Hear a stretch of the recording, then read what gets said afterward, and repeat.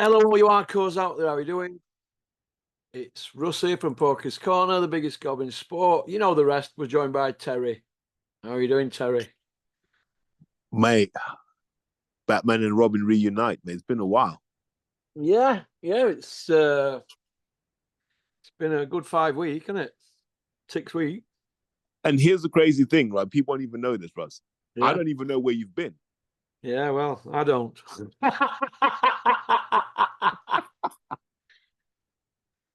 Yeah. Well, That's sometimes. the best answer, mate. That is the best answer. Yeah. Well, that's fucking. Sometimes things happen in life and we have to deal with stuff, don't we, kid? But everything's No, back on track. We're all good now, mate. We're all good. yeah. We popping, we banging. We're banging, we're popping. £162, solid as a rock. Knackered, just done a run. Did you see that video I sent you? No, I did, man. I did. Tried running in rain. Sorry, in wind. You know when it's running into you, when it's windy in your face, you just feel like you're going nowhere. I found we're going backwards here. But that's most of the energy consumption in running is mostly just overcoming wind resistance. Yeah, God, I don't understand all that, but all I know is that I thought I might be better off going other way and get behind a bit of a gale. Not bring it back. Might get blown over. Yeah, not for Rico. He messaged this morning. He was talking about, I don't know, some TV show called The Diplomat. Rico, and you brought WhatsApp picture. You've got a carnation in top of your blazer, kid. He's not been and got wet, has he? No, not yet. Not yet. Rico, still waiting for me invite. Stop trying to give me excuses about why it's not for me down where you live. Because I'll find you. Yeah, mate. Right. Porky's Corner live. I'll try my best. Oh, but so what's been happening in the sport of boxing? Should we back up to Ohara, Terry? Because I know I haven't spoke to you for a bit, but I just want to give Ohara his kudos. Yeah. What do you think about Ohara Davis? Um, Remember we said it at the time. I thought it was a shame that he was being fed to Adam Azim at this point because there was still more juice in the lemon. But from what OD was saying, like him and I exchanged voice notes, I think he's been done with boxing for a while. I think the Barroso fight was kind of his thing of, if I can't win this, am I really gonna bother carrying on? I think that was his dilemma. So I understand. Sometimes, Russ, it happens. Like you just don't love the sport anymore. Like the thing it gave you isn't important to you anymore. Yeah, yeah. I feel for Ohara in a way, like I do. I feel for him. You? Um, if we dwell on the positives, right? He found something in his life that kept him out of crime and trouble, right? So that's a big tick in the box for boxing. He was also able to turn that career into an opportunity to own property, which in no other circumstance would he have been able to do so.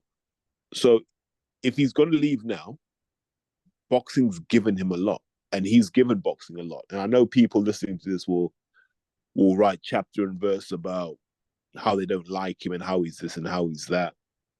But we can't have it both ways, Russ. When they give us the media prepared answers, we say they're fake. And we're like, why don't you just be yourself? And then when they are themselves, we criticize them anyway. Yeah, yeah. I feel for him. You know the Liverpool versus Ohara thing, where there's like 6 or 7 prominent heads in boxing from Liverpool, and there might have even been more putting a bit of pressure on. Do you feel that we're all done in a bit of bad taste? That we are. Yeah, I think a lot of pride and egos got involved in that, and it was the wrong thing to do. I said it at the time, and I stand by it. Ohara Davis had no idea about Liverpool's relationship with the Sun. He had no idea. The Sun's like the first newspaper most kids think of, right? Just off the top of your head. So, as far as I'm concerned, Liverpool just being Liverpool. Yeah, yeah. It's. You think he'll fight again? No, no. No.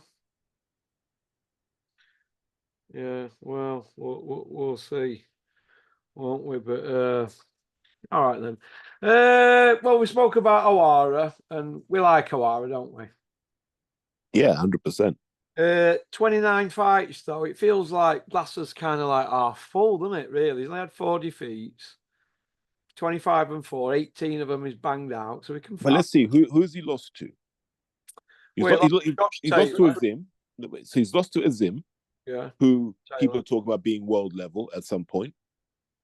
He lost to Taylor, undisputed at 140. Yeah. Lost to Catrell. That was controversial, by the Catrell way. beat Taylor. Yeah.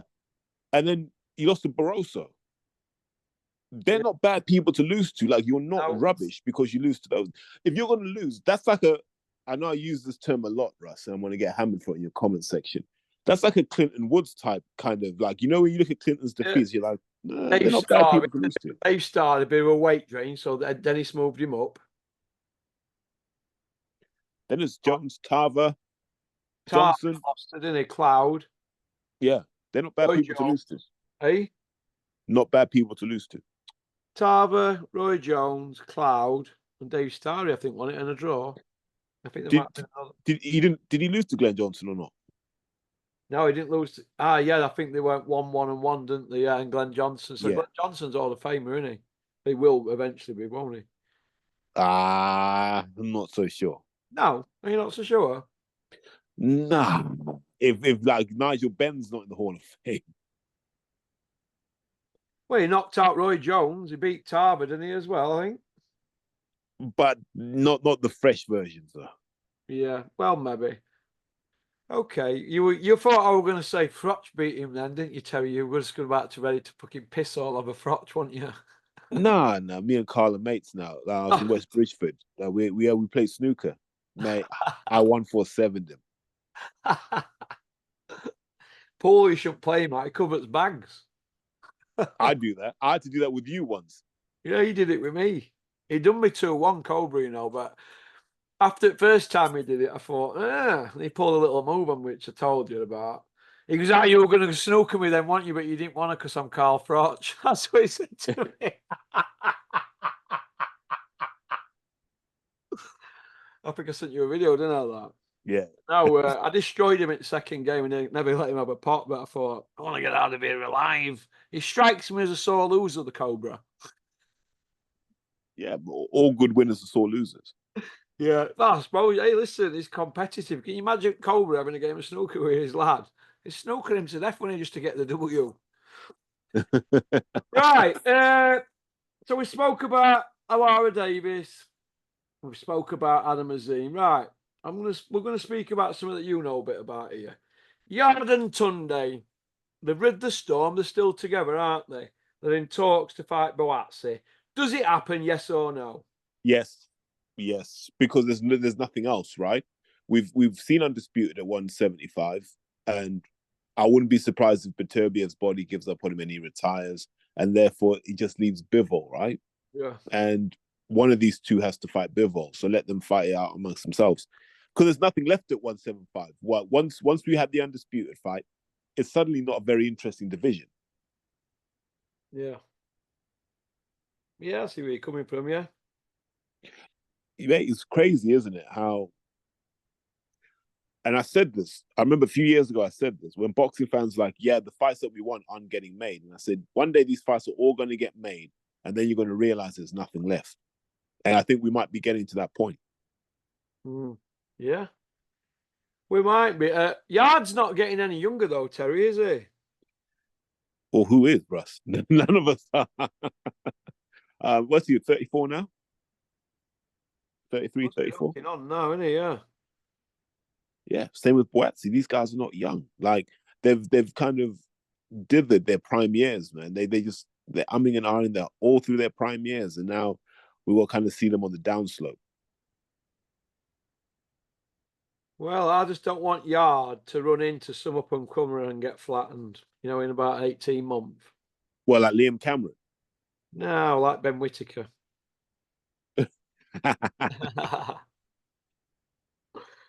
Liam and Yard's a good fight, actually, isn't it? Uh nah. What do you think now? I think Yard's a bit too seasoned. Like you see how Liam brings that kind of firestorm to every fight, right? Yard's seen it before now. I think Yard's seen it, and if he can find that right uppercut that he loves to throw, it'll get rough for Liam. But it's hard not to back Liam, man. Liam's gambling with house money at the moment, and it's just fun to watch. Yeah, I've got to give Liam a bit of respect actually, because to be out at game 4.5 years and come back and do what he's done when he was like a snail when he first started back up at Crystals at 18 stone. I think he's done well, hasn't Liam Cameron is proof that if you can punch a bit, you've got an okay chin and some work rate, you can run through British level. he? Yeah. So I wouldn't be disappointed if Liam fought for the British at super mid or light heavy. I think he deserves that shot now. But he's deserved it for a while. Well, he's getting himself into the mix a lot, isn't he, Liam, lately? So it's good, isn't it? He's milked that Ben Whittaker carry on, isn't he? I don't think he's milked it. Like he's deserved it, right? Because He wasn't media savvy though, what he when he were at Dennis's. How many times did Dennis used to say, "Right, you're at Liam's tomorrow"? I said, "Okay." So I go up with camera. You weren't even there, mate.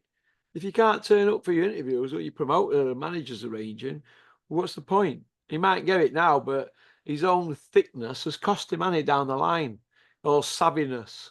Do you know what I mean? I'd give an alternative perspective on it. Go on then.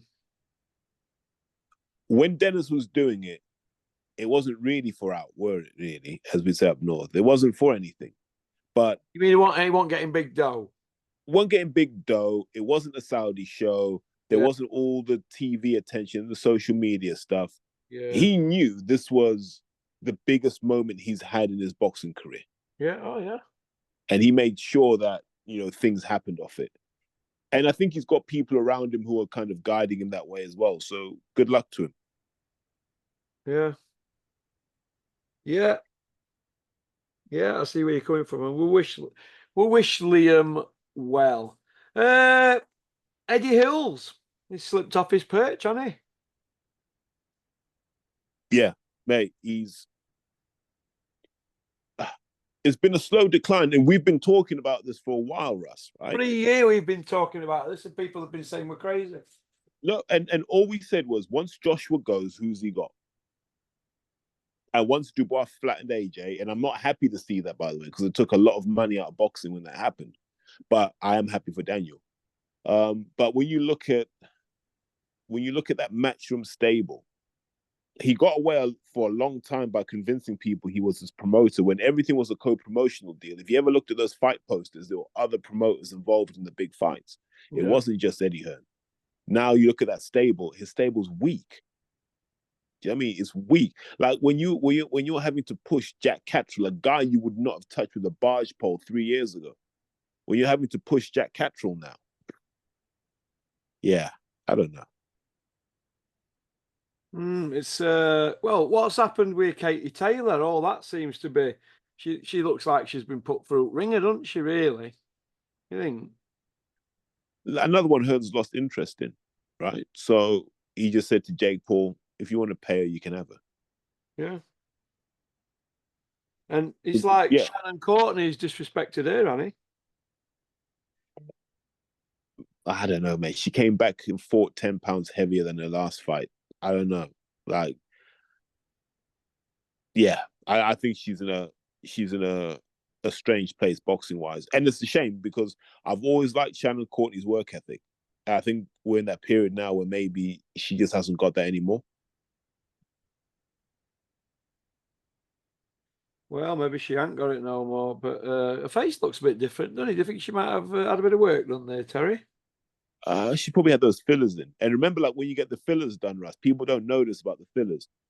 They retain moisture, so they just get bigger. So what's going to happen to all these people that have got lip fillers, cheek fillers, forehead, whatever? They just swell out, don't they? Yeah, you're going to end up just looking like, I don't even know. You end up looking like somebody who owns a sunbed shop. Yeah, like or like a space raider. All these birds have got sunbed shops. Faces all look different to me. From when I went to school with them. Okay. So we both agree then that Eddie's not the top dog then in UK then at the moment, is he? Eddie he Hills! he can't be, can he? Because Hills! Go on. I didn't want to disrupt you while you were doing your Sorry, Eddie yeah, in Hills. case I bit your head off. Like Matt. Hang on a minute, I'll do a proper one. In the blue corner, the Billy Ricky Iceman from Essex, Eddie Hills! Hills! 6-0! 4 by way of, but no footage. Bit like Joe Egan with his Mike Tyson stories. 40 odd year later, we're still waiting for the footage. Love it. I love it. Yeah, man, Mike, man. I'm going to have to get something for my expenses for turning up tonight. Joe, have you got a fee for me for turning up? £50 will do. Egan. Unbelievable. Mate, I've completely forgotten your question. You what, mate? I've completely forgotten your question. Oh, the question was Eddie Hills, has he slipped off his perch to number 2?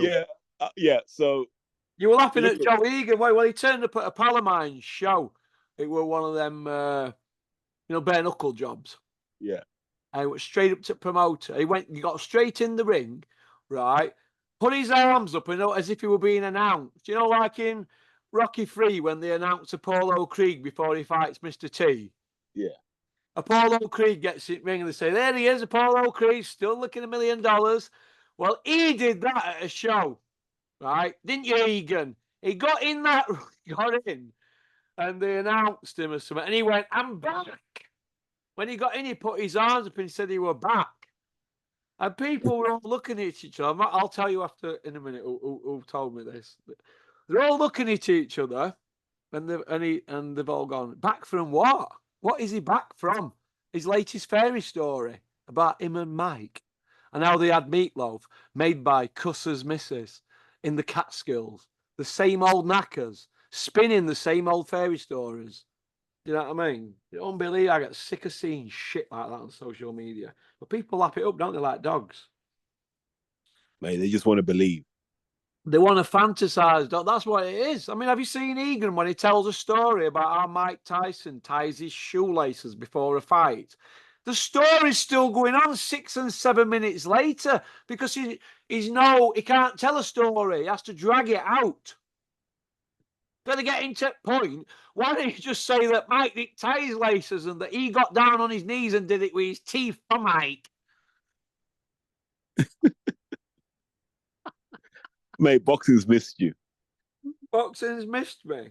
Yeah, I know it has, mate. Everybody misses. Can I just say quickly? No. Can I just say quickly, right? Well, I'll be honest. Shout out to everyone who sent me messages asking if Porky's okay. Yeah, I'm okay. Mate, I got about 35 messages from different people asking about you. Yeah, you're not the only one.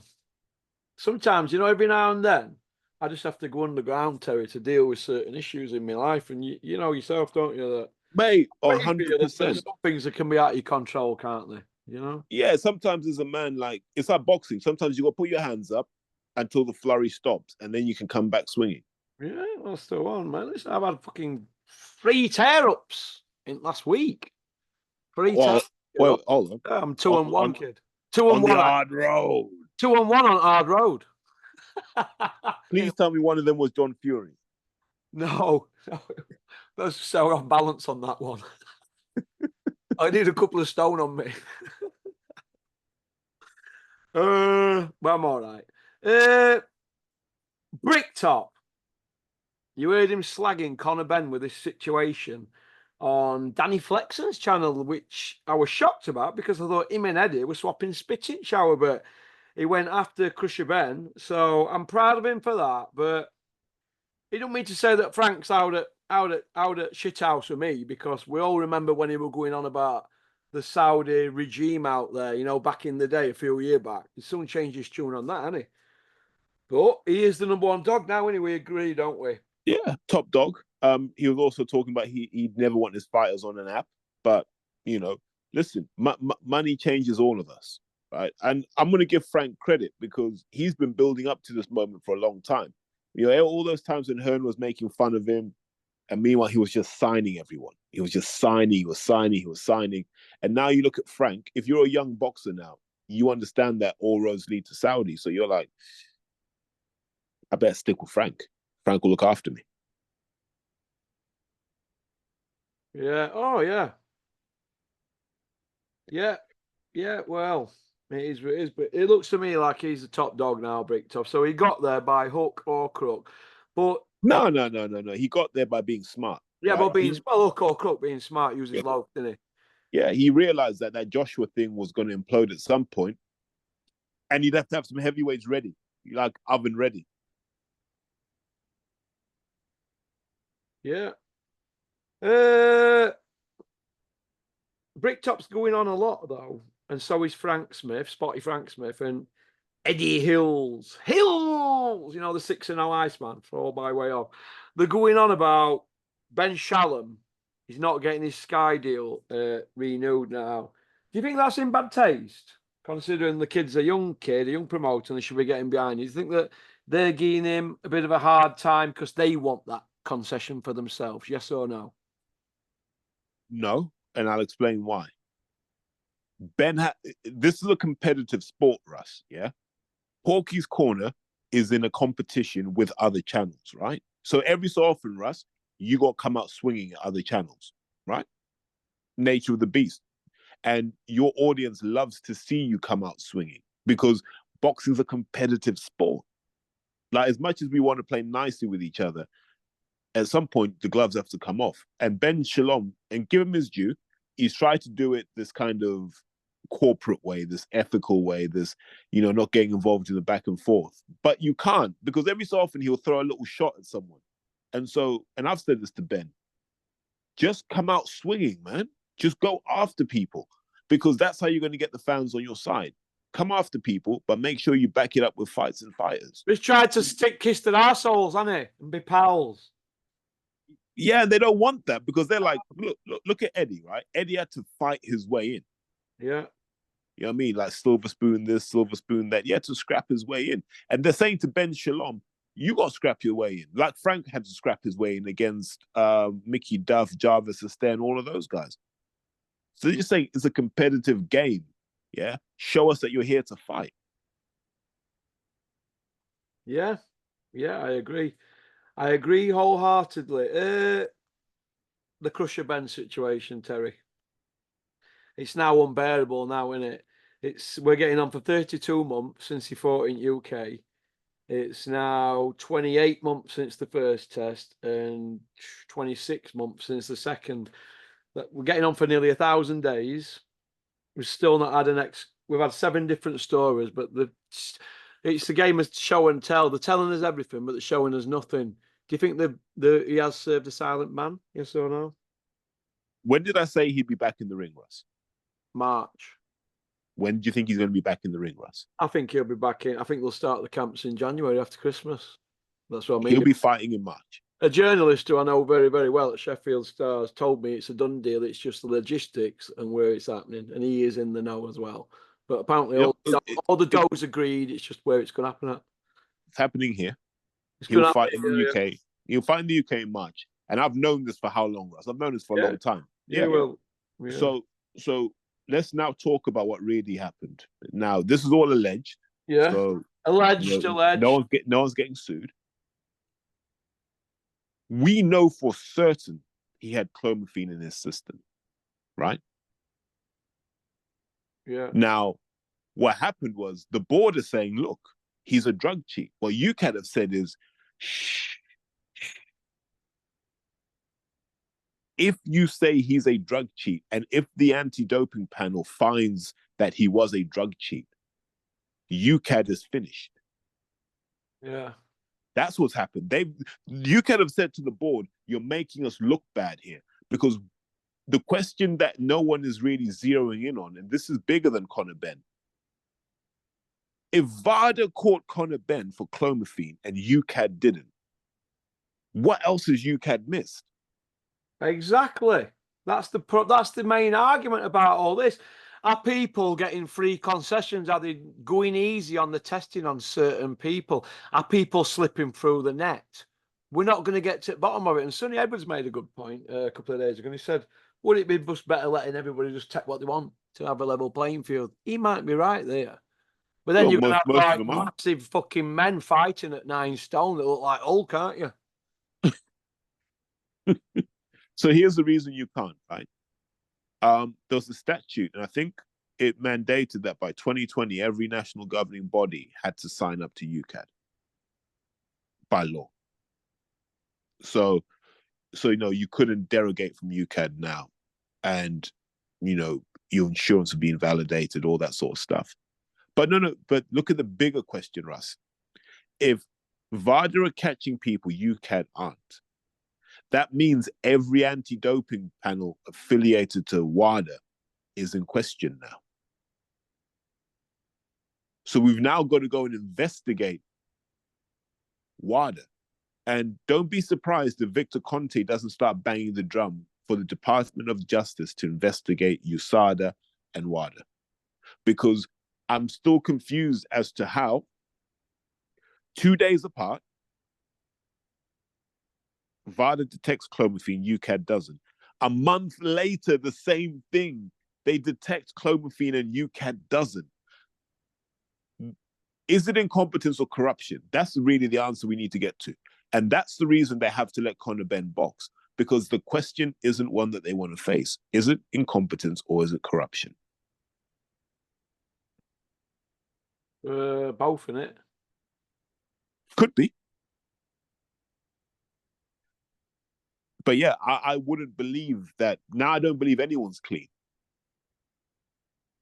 Because people are just flying through these tests, probably. Well, I don't know, but you know what's bothered me?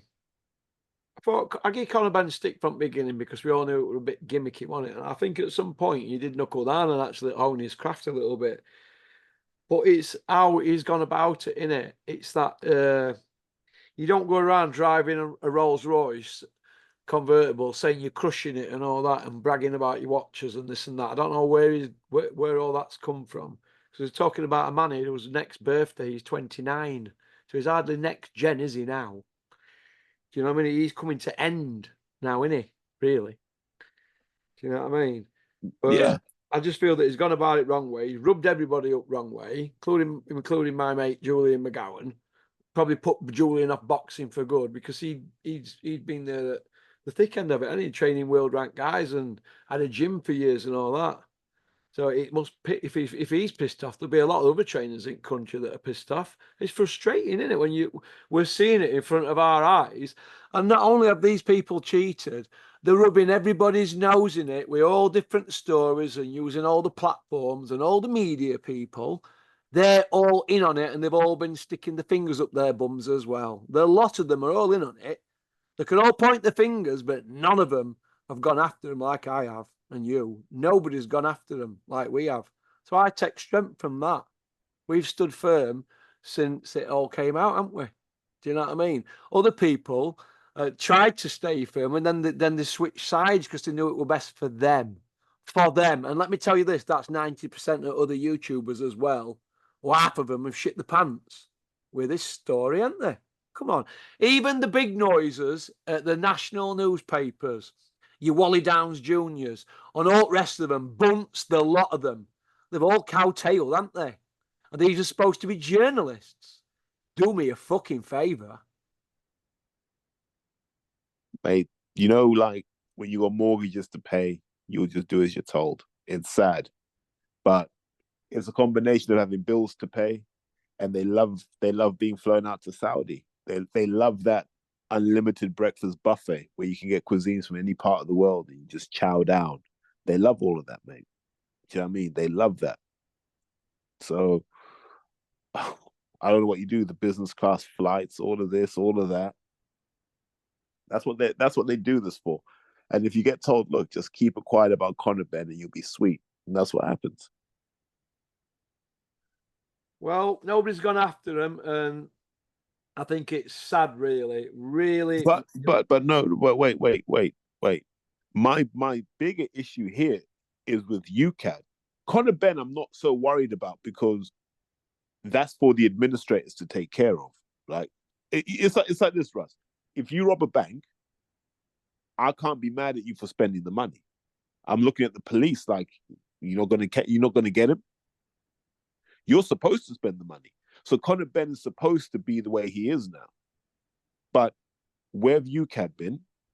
Why are UCAD behaving the way they are? And why is the board behaving the way it does?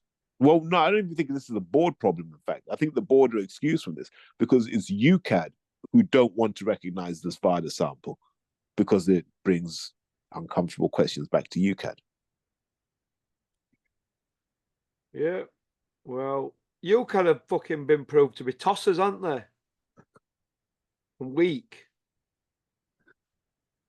That's the best description. That is the best description.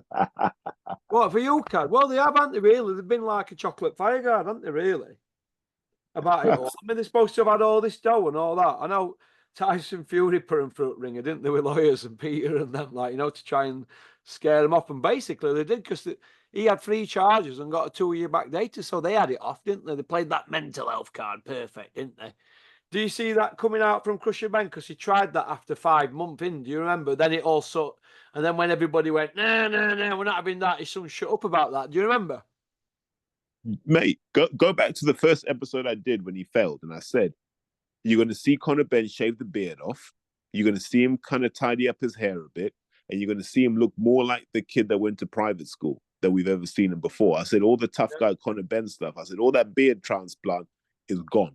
You're going to see clean-cut Conor Benn, family man. You won't see the Rolls Royce as much. You won't see the house as much. You'll see a lot more of him just training and all that. I said, that's how they're going to try and rebuild him. But here's the thing. Yeah. He's been fronted money to live his life until he can fight again. So even the purse he gets for Eubank, he's got to pay people back. That's what I'm trying to say to people. That's why this Eubank fight has to happen. It has to happen because the Conor Benn side need the money back. Yeah. It's a dirty game. Yeah, it is a dirty game, mate. It's an absolute filthy game. Right. Hamad Shez. What do you think about him? I think he's good. I don't rate him. I think he's a Tommy Langford Mark II. No, he's better than that. He's vulnerable, but because of his height and his reach, Russ, there's going to be a brave guy that walks him down. Yeah. Oh, yeah, I know that. Yeah, you got to be a brave guy to walk him down. Yeah. So then you're looking at the current crop of guys and go, who's got that kind of style where you can just walk the division's him down? Pony, innit? Yeah. Pony. Yeah, because remember, everyone went chasing Canelo. Once Canelo left 160, everyone left 160. Well, Canelo won't be able to make 160 again now. So if Shiraz goes up to 168, he'd take that fight in an heartbeat, wouldn't he? But a good hiding he'd get, wouldn't he? Yeah, he'd probably get stopped. Yeah, he'd get stopped. He'd get folded in half like Yusuf Mack against Frotch, wouldn't he? He'd get cut down like cheddar cheese. Hey, listen, with Yusuf Mack's history, he'd have loved to have folded Carl over in half, right?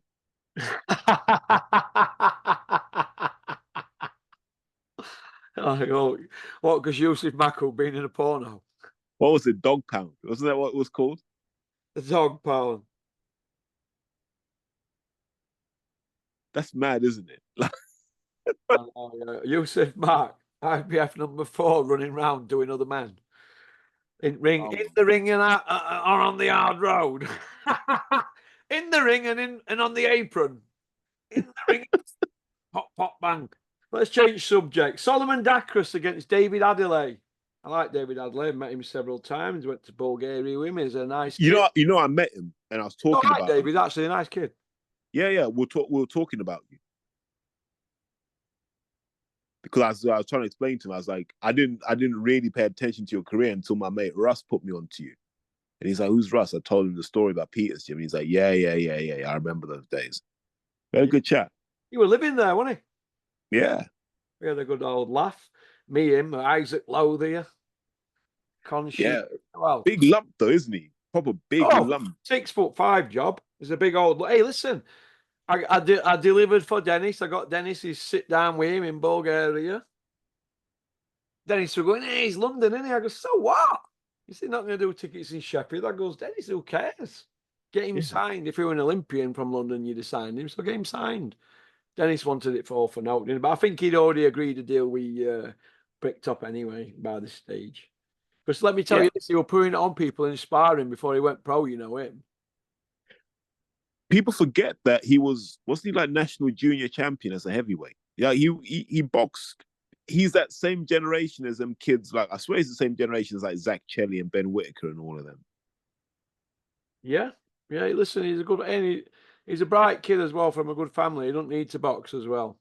Yeah, he got his degree and all of that. Although, barrister, I think. I think both his parents are barristers or some big up like that in legal stuff. So very, very bright kid, nice kid. Solomon Dacus against David Adelay. Oh, you got that? I'm going to go for David Adelay, probably because I've met David and I've seen him spar Yui, and he's a good lad. I like him, so I'm going to pick David Adelay. But Solomon Dacus, he's a good fighter, and that I just think David's maybe just a little bit of a better boxer. That's all. Maybe.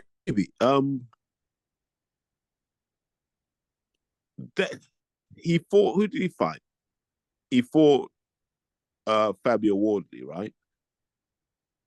And didn't really get going in that fight. That worried me because he talked like he was just going to get it cracking from the bell. Yeah. And he didn't. Now, is he going to set about Solomon Dacus? Because if he does, then it's hard because Solomon's big and he's strong, but he's kind of one-paced.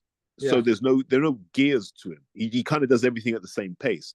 If Adelay sets about him and puts him under pressure, then he can swing the fight in his favor.